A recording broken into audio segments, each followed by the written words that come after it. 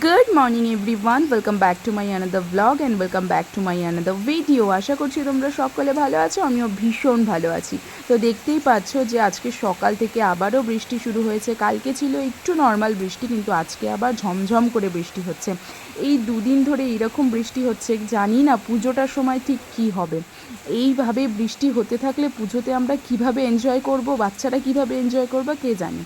তো যাই হোক, সকালবেলা বৃষ্টি হচ্ছিলো বলে মানবিকে স্কুলে পাঠাতে পারলাম না, সেই কারণে দেখো ওকে এখন বাড়িতেই পড়তে বসিয়ে দিয়েছি। আর এদিকে তো ঝমঝম করে বৃষ্টি হচ্ছে, আর ওর পড়তে বসার একটু ইচ্ছে নেই, কিন্তু জোর করে তাও বসিয়েছি। ও এদিকে পড়তে থাকুক আর আমি এদিকে স্নান ধান সেরে কিন্তু পুজোটা কমপ্লিট করে নিই।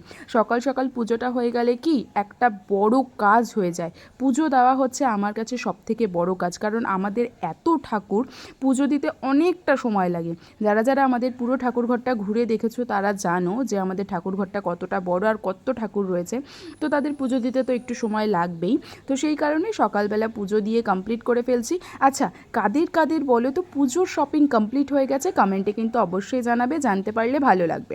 পুজোর শপিং যাদের হয়ে গেছে তাদের তো খুব মজা, আর যাদের পুজোর শপিং এখনও কমপ্লিট হয়নি তারা এই বৃষ্টির মধ্যে ভিজে কিভাবে যে শপিং করবে আমি সেটাই ভাবছি। আর আজ যেহেতু বৃহস্পতিবার, তাই অনেকটা সময় ধরেই পুজো দিতে হয়। ঠাকুরকে পরিষ্কার করা, ঠাকুরের আসনের সমস্ত কিছু চেঞ্জ করা, ঠাকুরকে সাজিয়ে পুজো দেওয়া অনেকটা সময় লাগে। তো দেখতেই পাচ্ছ যে ইতিমধ্যে আমার কিন্তু প্রায় হয়ে এসেছে।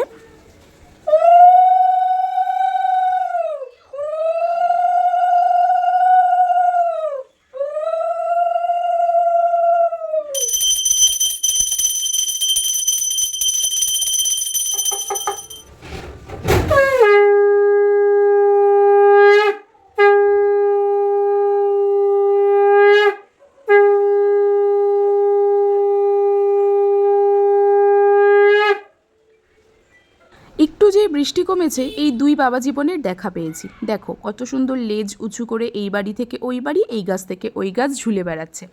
আর কত বড় ছিল, আর এনারা কিন্তু একা আসেননি, সঙ্গে আরও দলবল নিয়ে এসেছিল।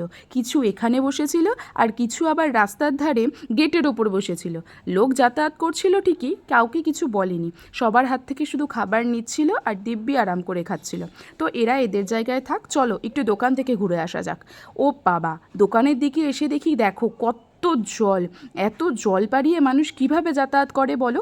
তো যাই হোক, আজকের রান্নায় কিন্তু ছিল ভোলা মাছের ঝাল, আর রান্নার পুরোটাই দায়িত্ব কিন্তু আমার শাশুড়ি মায়ের। আমি কিন্তু রান্নার ধারে কাছেই যাই না। তো উনি আজকে রান্নাটা করে ফেললো, ভোলা মাছের ঝাল, ভাত আর উচ্ছে আলু ভাজা। আমাদের বাড়িতে ভোলা মাছ কিন্তু রান্না হয় সর্ষে বাটা দিয়ে, কোনো কোনো সময় সর্ষে পোস্ত বাটা দিয়েও হয়। তো তোমরা কিভাবে রান্না করো কমেন্টে একটু জানিও। নতুন রেসিপি জানতে পারলে ভালো লাগবে, আমিও কিছুটা শিখে নিতে পারবো। তো চলো, আজকে দুপুরবেলা তো এই খাবারটা দিয়ে দিব্যি খেয়ে দিয়ে টানা ঘুম দেওয়ার তোড়জোড় করছিলাম। সেই সময় মানবি বলল, মাম্মা আমাকে একটু অ্যাপেল দাও, অ্যাপেল খাবো। তো সেই কারণে ওকে একটুখানি অ্যাপেল কেটে দিলাম, ও এখন আনন্দ করে খেলো। আর পাপার সাথে শুয়ে শুয়ে একটু দুষ্টুমি করছিল। তা কী দুষ্টুমি করছিল চলো তোমাদের সাথে একটু শেয়ার করি, যে দেখো পাপা আর মাম্মা মিলে কি করছে।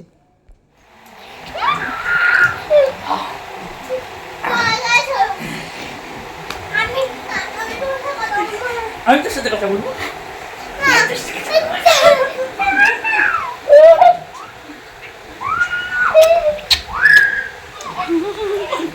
দুপুরে পাপা আর মাম্মা দুজনে মিলে এত যুদ্ধ করেছে যে এখন ক্লান্তই হয়ে পড়েছে, আর ঘুমাচ্ছে। দেখো সন্ধ্যে 6:10 বেজে গেছে, এখনও পর্যন্ত কিন্তু ঘুম থেকে ওঠেনি। তো যাই হোক, ওই দিকে ঘুমাতে থাক আর আমি সন্ধ্যের টিফিনটা রেডি করে নিই। তো আজকে সন্ধ্যের টিফিনে কিন্তু রেখেছিলাম পপকর্ন, মানভির জন্য দুধ আর আমাদের সকলের জন্য চা।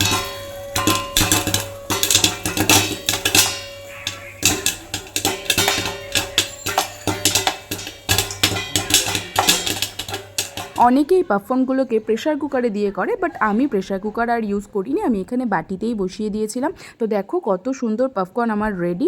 তো এবার চলো মানভীর পাপাকে একটু টিফিনটা দিয়ে দেওয়া যাক। তো আজকের ভিডিওটা এটুকুই রাখলাম, এর থেকে বেশি বড় করলাম না। তো চলো টাটা, গুড নাইট, ভালো থেকো সকলে, সকলকে ভালো রেখো, টাটা।